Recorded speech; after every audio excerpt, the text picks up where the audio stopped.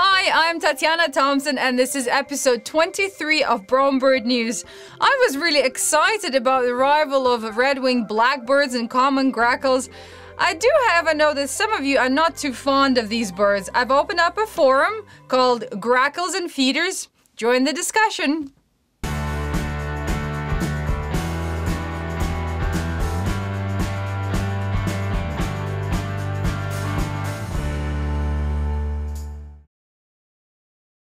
Well, the spring is definitely here because in the past week I've read so many comments and emails about raccoon and bear damage already. So I thought I'd give you a few tips on how to secure your feeders so bears and raccoons don't just take off with them and destroy them. Let's talk about raccoons first. All you have to do is buy a bag of zip ties and secure your feeders with these, just like that.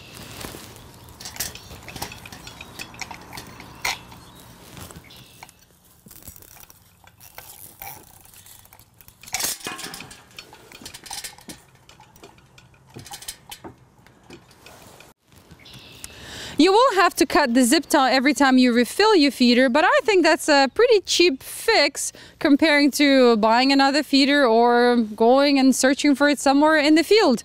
And that's about it. Now let's talk about bears. One thing that you have to remember about bears is that if they found food in your backyard in the summer or in the fall, then they will be back this year, especially with the early arrival of the spring. Bears are waking up too early, they're confused, they're hungry, so your backyard is a natural source of food for them. So the best thing to do is keep your feeders inside until there is more food in the wild for the bears to eat and they can move on to something else. If for some reason you can't keep your feeders inside, there is one thing you can try, like I have here. It's a clothesline that is set up quite high. You have to remember that an average bear is about 9 to 10 feet standing. So this one is so high that the bears can't reach. You have your feeder there, secured with a beaner and then with a zip tie. I cannot really guarantee that this will work 100%, but it has worked for some people. You can check out a few videos on YouTube, and I wish you lots of luck with that. Let me know if it works for you or not. Hi David, the question for you this week comes from Steve Swearingen in Texas. He gets a variety of birds there and is regularly filling 6 to 7 feeders. So he's just wondering if there are any human foods that are healthy enough to give to birds. Hi Steve. With having 6 feeders on the go, I can only assume you're offering the usual best food to the birds. Things such as sunflower seeds, shelled peanuts, Niger seed and suet, my 4 favorites. Putting out human waste food like bread, potato skins and pasta is not really doing the birds any favors, only because these foods don't provide any kind of nutrition to them. Meat scraps are okay. Some birds like to pick at that kind of food, and it does have protein. The worst case scenario for laying out table scraps, though, is that you'll eventually attract rats and other rodents, which might eventually make their way into your home, and worse, upset your neighbors if they find that you're attracting them to the area. And that's how anti-bird feeding laws get passed. While everyone agrees that human food is not so good for birds, white storks in Spain and Portugal have been living quite happily off human garbage. Winters are very mild in those countries, but there's just not enough food for the birds to stay there the whole winter. Normally, white storks migrate to Africa for that time, but it looks like since their discovery of human landfills, there has been no need to embark on this arduous journey across the Mediterranean Sea. By eating human food, storks in Portugal actually managed to increase their population by 10 times. The big problem now is that the EU is trying to clean up those landfills and actually close them, and scientists fear that that will negatively affect the population of white storks in those countries. Well, we'll see how they do next year. Have a look at these birds. At first, I thought that they were female and male of the same species, but it turns out they are actually different species, albeit related. The brighter-looking one is the rose-crowned fruit dove, and the drab-looking one is the gray-green fruit dove. Results of a new study by scientists in France tell us that species of birds living on an island tend to have duller plumage than their cousins living on the mainland.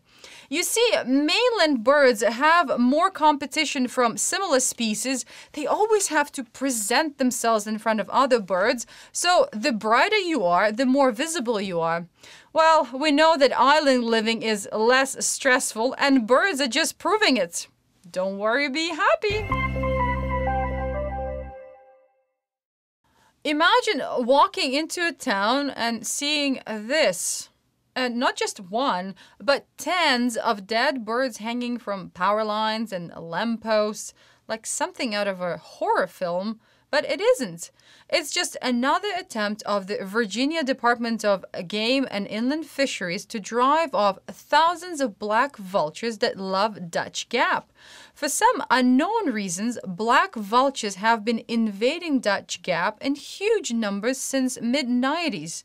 This wouldn't normally be a problem, except that these birds tend to destroy everything they perch on.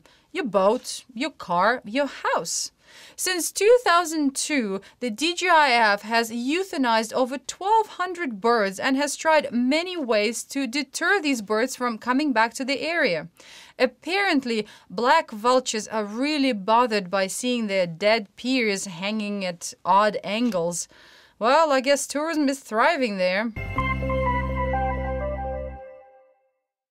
There are two things that I want to mention to you. Both of them will require your votes. There is a survey on 10 Best USA Today where you can vote on the best birding destination. 20 places have been nominated by wildlife experts. You have until March 28th to cast your vote. And Canada is still looking for its national bird. Yes, Canadians are still birdless. Everyone can participate. The links to both surveys are below. And this week we have a tie. And before I announce the winners, let's have a look at the top 5.